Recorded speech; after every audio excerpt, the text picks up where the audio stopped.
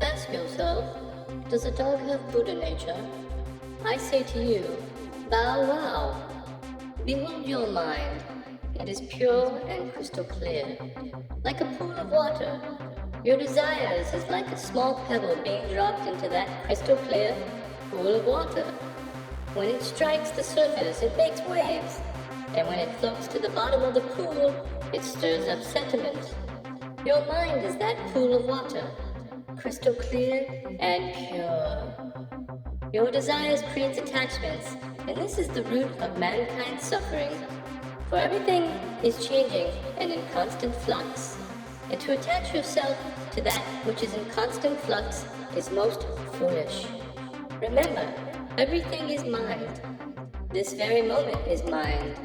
It is pure. What is the basis of your fear? You fear losing what you have. You fear change. You fear your death. But understand this.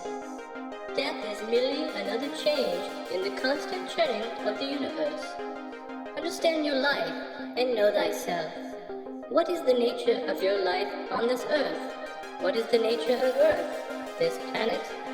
When you die, you are simply changing form. But energy never truly dies.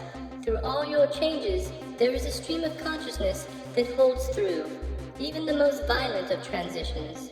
And that stream of consciousness is you. You are Buddha nature, the awakened one. This notion of duality, good and bad, light and dark, positive and negative, is merely an illusion.